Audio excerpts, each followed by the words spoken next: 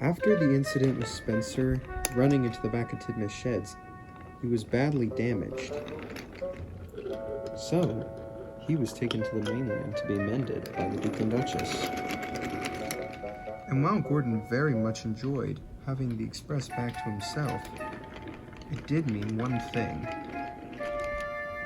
He was becoming more and more worn out every day due to the large amount of coaches he was now having to pull. Gordon's start began to take more days to rest. However, to pick up Gordon's slack, Hero and Henry were having to do Gordon's trains. But it was hard for them to do their work as well as his. One morning, Sir Topham Hatt came to see Gordon. Gordon, I know you've been quite overworked lately. Yes, sir, and Hero and Henry have been quite the help. I know they have, but unfortunately, Gordon, they can't continue doing their work as well as yours. They just don't have the time. What are you saying, sir? I'm saying I got a new engine, and oh, here she comes now. What? Hello. Oh dear. Oh, sir, I am so sorry if I am late. There was an issue with the bridge, and it was hard, and it took forever to get me over here to Sodor. It's all right, Rebecca. I know about all the bridge issues, so you're not at fault for that. You couldn't control the bridge. It's just good you're here now.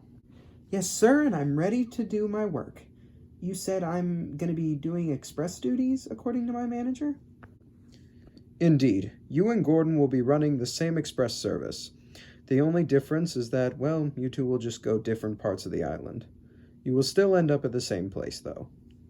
Sir, I appreciate the help, but I don't need it, I swear.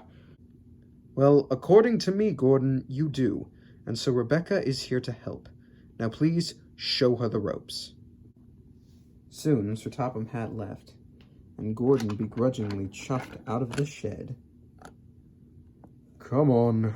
If I'm to show you how to pull the express, you must come with me.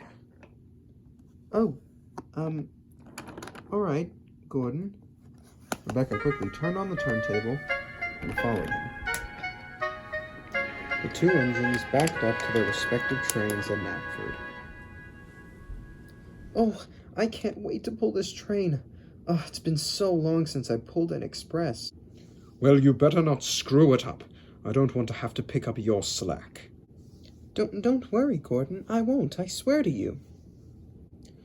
I'll need more than a swear from you. I'll see you at the docks. And Gordon chuffed out of the station with his train. Oh, all right. Well, let's go. Rebecca's wheels spun and spun on the rails. Oh, here we go, she said, as she finally got the train moving out of the station. Rebecca thundered along the main line with the express, and the passengers complimented her on how smooth her rides were. Until every time she had to go to start, the wheels would slip on the rails before finally catching a grip. The passengers didn't like being bounced about at the beginning of the ride. That night, Rebecca stayed at Tidmouth's sheds. Sir Topham Hatt came that evening to see Rebecca.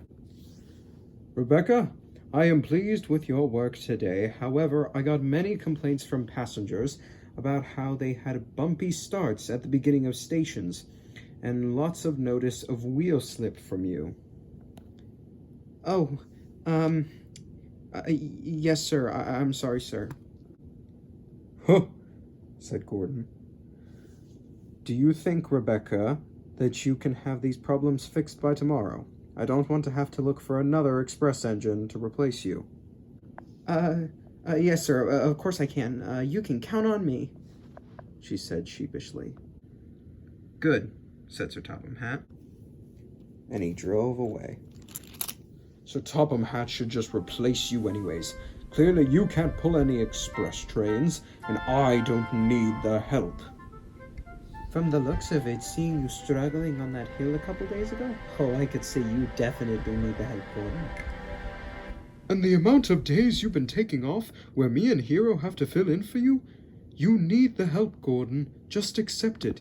But she can't even pull an express train properly. That's enough, Gordon. I don't want to hear any more of it. Rebecca, are you okay? Yes, I just need to fix the issue about the wheel slip, that's all. Do you need to talk about it? I mean, are you sure you're okay? Yes, Edward, I'm sure. Thank you, though. I'm just gonna go to sleep. And she backed up into the shed and went fast to sleep. The next day, Gordon and Rebecca backed onto their trains. You better be careful, Rebecca. You have a very special coach with you. What do you mean, Gordon? That first coach you're pulling? That is the dining car. We wouldn't want any spills, would we? No, we wouldn't, and we won't have any. I hope not, for your sake. Gordon thundered out of the station. All right. Here we go. But when Rebecca tried to start off, she began to wheel slip again. No. Broken china and glass fell and shattered all over the floors and onto the passengers. Finally, her wheels began to cooperate and she was able to get the train moving. But the damage was already done. That night, Sir Topham Hatt came back to the sheds. Rebecca, I told you to have this issue fixed. I got twice as many more complaints today than I did yesterday about horrible starts spilling food all over the passengers. I'm sorry, sir. I really am. I'm sorry. That may be, Rebecca, but I can't have this on my express trains. Until further notice, it will be put on goods, and Henry will be doing the express. After Sir Topham Hatt left, all the engines were shocked. Rebecca had just been taken off the express. I am so sorry, Rebecca. I feel horrible. No, it's not your fault, Henry. It's mine. And she began to chuff onto the turntable. Where are you going? Said Emily. I think I'm gonna stay somewhere else tonight, said Rebecca sheepishly. And she chuffed away. All the engines felt sorry for Rebecca. But as they went to sleep, Gordon stayed up a little bit longer, thinking about how horrible he had treated her, and how maybe there was more to this story than he really knew.